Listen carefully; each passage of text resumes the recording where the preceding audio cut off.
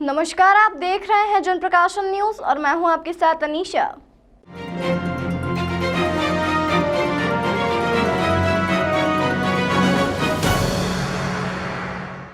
वित्त मंत्री निर्मला सीतारमण ने आज बजट पेश किया, जिसको लेकर राजनीतिक दलों की प्रतिक्रिया सामने आ रही है। तो वहीं association of industries Madhya Pradesh के इंदौर के कार्यालय पर एमएसएमई और बैंकिंग सेक्टर सहित तमाम औद्योगिक क्षेत्रों के लोग मौजूद रहे, जहां इंडस्ट्री सेक्टर के लोगों ने इस बजट को लेकर अपनी प्रतिक्रिया दी है।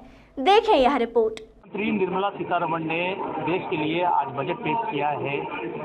Association of industry Madhya Pradesh के कुछ लोग हमारे साथ मौजूद हैं। सर, बजट पेश हुआ है, क्या देखते हैं इस बजट में? इस बजट में देख के अच्छा लगा कि पिछले साल जो हमारा 39.5 लाख करोड़ का बजट था, उसमें ऑलमोस्ट 10% से ज़्यादा का इंक्रीमेंट हुआ है और इनकम टैक्स स्लैब में 10% से ज़्यादा बल्कि 12 या 13% के आसपास उन्होंने छूट बढ़ाई है। 3 लाख के बजाय 2.5 लाख के बजाय 3 लाख तक उसको लेके गए। साथ में उद्योगों को जो CGTMSE क्रेडिट गारंटी स्कीम है, उसके अंतर्गत 2 लाख करोड़ रुपए का उन्होंने बजट रखा है। उद्योगों के लिए बजट बहुत अच्छा है और मिडिल क्लास के लिए बहुत अच्छा है। सर, आपका उद्योग क्या है? मेरा वॉशिंग बोर्ड और साबुन बनाने का उद्योग है और साथ में एसोसिएशन ऑफ इंडस्ट्रीज का मैं मेंबर भी हूँ, काउंसिल मेंबर भी हूँ। इसके साथ ही एलिया सर्फेक्टेंट मैन्युफैक्चर एसोसिएशन, जो वॉशिंग बोर्ड और साबुन और सर्फेक्टेंट की एक एसोसिएशन है, उसका मैं एमपी का वाइस प्रेसिडेंट हूँ। सर, आप क्या देखते हैं पिछले बजट की यदि बात की जाए तो इस बार कितनी राहत मिली है इंडस्ट्रीज को? मैं बैंकर हूँ, तो बैंकर के हिसाब से मैं यस बैंक में हूँ। यस बैंक के हिसाब से जो CGTMSE स्कीम में 2 लाख करोड़ रुपए बढ़ाया गया है, उससे एमएसएमई यूनिट को बिना कोलेटरल के लोन देने में हमको ज़्यादा सहयोग मिलेगा। और उसके अलावा हम सैलरीड पर्सन की बात करें तो सैलरीड पर्सन के लिए जो इनकम टैक्स का स्लैब कम 7 लाख तक छूट दी गई है, उससे भी मध्यम वर्ग को और सैलरी क्लास को बहुत फायदा होगा। यानी कि सर, आज के बजट की यदि बात करें तो काफ़ी बैंक जो लोग हैं बैंक से संबंधित, उनके लिए भी काफ़ी राहत की बात है कहीं ना कहीं। हाँ, बैंक के हिसाब से भी बैंक का बिजनेस भी ग्रो होगा, क्योंकि हम एसएमई के लिए काम करते हैं। प्लस एज ए एम्प्लॉय भी सैलरीड पर्सन होने की वजह से भी हमें मतलब इनकम टैक्स कम भरना पड़ेगा, तो अल्टीमेटली वो सेविंग होगी।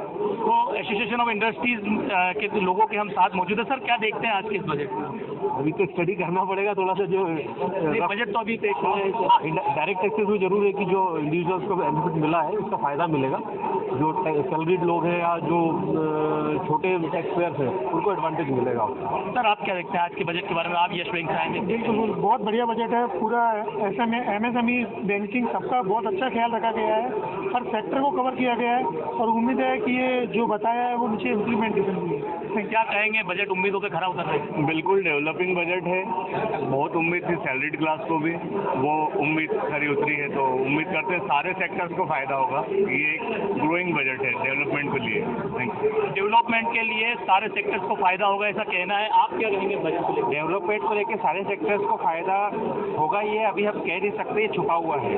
क्योंकि जैसे कि क्या है कि अभी अगर हम रोजगार और आत्मनिर्भर भारत के बारे में अगर कहते हैं तो 47 लाख नेशनल अप्रेंटिस योजना के लिए कहा है कि 27 लाख को फायदा होगा, लेकिन अब जॉब उसमें गारंटेड है कि नहीं, क्योंकि साथ में जॉब भी होना चाहिए। या फिर वो आत्मनिर्भर के लिए सेल्फ एम्प्लॉयमेंट का रास्ता अपना है, तो उसके लिए इसमें काम होना चाहिए। अच्छा, दूसरा फिर अपना जो है India 50 India international skill development centre खोलने की बात कही है, लेकिन फिर इसमें भी आता है कि स्किल डेवलपमेंट सेंटर खोलने के बाद उसकी जॉब के लिए क्या काम किया गया है, नौकरी और अर्निंग के लिए वो बहुत जरूरी है, वो अभी तक छुपा हुआ है।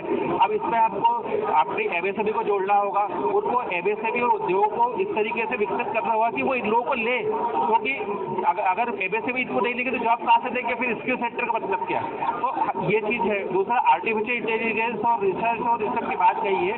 तो अब चूंकि अभी IIT IIM और इस सबको इन्वॉल्व किया जा रहा है, लेकिन प्राइवेट इंस्टीट्यूशन या जो ऐसे लोग हैं जो घर बैठ के कुछ इनोवेशन कर रहे हैं, और हमारे यहाँ भारत में बहुत क्रिएटिविटी, तो उनको कैसे आगे लाएगा? क्योंकि सभी कुछ हम सरकारी कॉलेज या सरकारी विद्यालय को दे देंगे, तो फिर जो प्राइवेट या जो इसमें नहीं है वो लोग कैसे काम करेंगे? तो वो भी उसमें जरूरी है।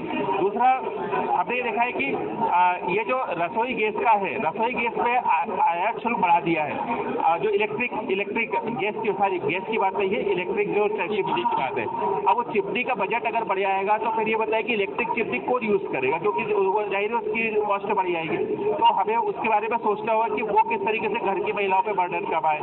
इसके बाद फिर अब मोबाइल की बात करें कि मोबाइल पे कस्टम ड्यूटी तो कम करी है। अब क्या होगा कि अगर मोबाइल हम बाहर के यूज करने लग जाएंगे तो फिर जाहिर है कि फिर जो स्वदेशी उत्पाद है उनको बढ़ावा कैसे मिलेगा।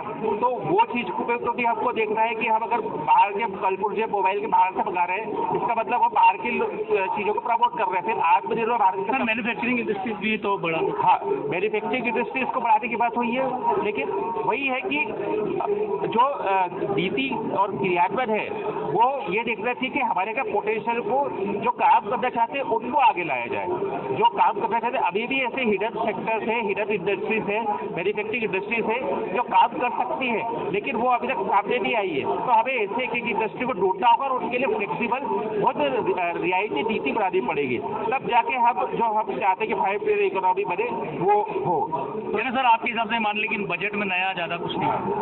बजट में नयापन यह है कि स्कीम्स लागू की गई है, लेकिन उन स्कीम्स को धरातल पे लाने के लिए जो प्रोसेस अपनाना चाहिए वो अभी बंद है। वो जब खुलेगा और जहाँ तक ये होना चाहिए, और जैसे कि चुनाव आ रहे हैं तो मेरे ख्याल से लगता है कि ये जाएगा, ग्राउंड लेवल पे जाएगा, लेकिन इसमें एक एक प्रतिभा को और एक एक इंडस्ट्री को सामने लाना होगा जो काम कर सकती है, तभी ये बजट सक्सेसफुल होगा। तो ये बजट सक्सेसफुल होगा, ये होगा या नहीं होगा, ये आगे की नीति है। निर्मला सीतारमण जो कि वित्त मंत्री है, उन्होंने अभी बजट पेश किया है। इस वक्त हम एसोसिएशन ऑफ इंडस्ट्रीज की यहाँ पर कार्यालय में यहाँ मौजूद है, जहाँ पर बैंकिंग, MSME सेक्टर सहित तमाम लोग यहाँ पर मौजूद है जिन्होंने बजट को लेकर आज अपना ओपिनियन दिया है। बजट पेश हो चुका है, क्या कहेंगे आप? बजट को सुनने के बाद में उद्योगपति काफ़ी खुश नज़र आ रहे हैं और इस खुशी का इजहार सेंसेक्स में भी देखने को मिल रहा है। मैं समझता हूं कि उद्योगों में पंख लग चुके हैं, उद्योग तेज गति से आगे बढ़ने के लिए तैयार है। जहां पर 13 लाख करोड़ रुपए कैपिटल एक्सपेंडिचर होगा, उस 13 लाख करोड़ रुपए को खर्च करने के लिए उद्योगों से सामग्री का बाहर आएंगे, उत्पादन होगा। ऐसे उत्पाद 13 लाख करोड़ का नया मार्केट प्राप्त होकर उद्योगों में निश्चित तौर पर हर्ष व्याप्त है। इसके अतिरिक्त 2 लाख करोड़ का जो लोन है वो सरकार द्वारा गारंटी ली जाएगी। छोटे छोटे उद्योगों को जो लोन मिलते हैं उनमें गारंटी ली जा रही है। 9,000 करोड़ रुपए का नया प्रावधान किया गया है MSME के लिए। इन सब प्रावधानों से ये परिलक्षित होता है कि अब MSME की जो विकास दर है वो अब तेज गति से डबल डिजिट में होने वाली है। इसके अतिरिक्त कॉर्पोरेट टैक्स में हमारी एसोसिएशन ऑफ इंडस्ट्रीज की जो एक मांग थी कि नए उद्योग स्थापित होने पर जो 15% कॉर्पोरेट टैक्स की जो मांग है वह 31 मार्च 2024 तक की जाए, वह इस बजट में मान ली गई है। मैं अभिनंदन करना चाहूँगा मैडम निर्मला सीतारमण जी का और देश के प्रधानमंत्री मोदी जी का, जिन्होंने उद्योगों को, रोजगार को, युवाओं को और सबसे बड़ा शेड्यूल्ड ट्राइब्स को ध्यान में रखकर इस बजट को फैब्रिकेट किया है। बहुत अच्छा बजट है, निश्चित तौर पे भारत के हर वर्ग के लिए और सबसे बड़ा जो मध्यम वर्ग के लिए ये बजट को समर्पित है, क्योंकि टैक्स स्लैब की दर को ऐसा किया है कि मध्यम वर्ग की जो भी आय होगी वह बहुत कम टैक्स में उनकी आय एग्जम्प्ट हो जाएगी।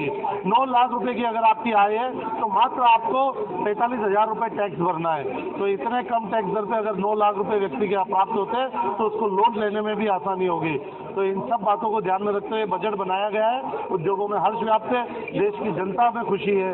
और मैं योगेश मेहता, अध्यक्ष एसोसिएशन ऑफ इंडस्ट्रीज की ओर से सेक्शन 115BA की जो योजना, सेक्शन 115BA ऐसी योजना है कि 31 मार्च 2023 के पहले कोई उत्पादन इकाई अगर प्रारंभ होती है तो उस पर 15% कॉर्पोरेट टैक्स की दर तय की गई थी, लेकिन कोविड के कारण 2 साल हमारे बिगड़े थे। तो हमने मांग की थी कि इस सेक्शन को 1 वर्ष के लिए आगे बढ़ाया जाए। तो शासन ने इस बजट में ये मांग को माना है और सेक्शन 115BA में 1 वर्ष की समय अवधि बढ़ गई है। मैं धन्यवाद देना चाहूँगा निर्मला सीतारमण जी का।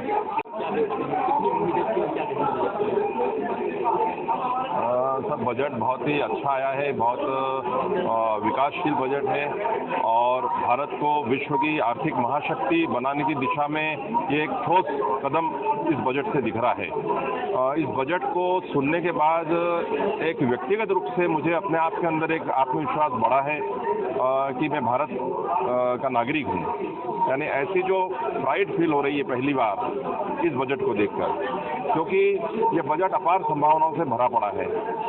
जैसा मैंने बताया कि यदि कोई व्यक्ति व्यापार उद्योग करना चाहे तो अनेक सेक्टर ओपन हो रहे हैं, स्टार्टअप्स ओपन हो रहे हैं। खास करके कृषि क्षेत्र में जो स्टार्टअप्स हैं उस पर ध्यान लगाना चाहिए, ड्रिंकिंग वाटर पर ध्यान लगाना चाहिए, ग्रीन एनर्जी पर ध्यान लगाएं, एजुकेशन और हेल्थ सेक्टर में अपार स्कोप है।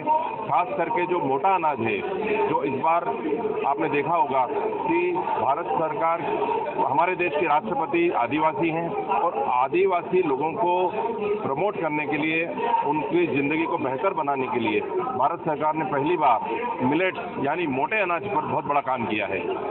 तो ज्वार है, बाजरा है, रागी है, इस प्रकार के जो 8 मोटे अनाज को आइडेंटिफाई किया है भारत सरकार ने। और आप जानते हैं कि ये मोटा अनाज आदिवासी पैदा करते हैं उनके खेतों में। तो आदिवासी लोगों को रोजगार देने के लिए, उनकी आर्थिक स्थिति को सुदृढ़ करने के लिए मोटे अनाज को प्रमोट किया जा रहा है।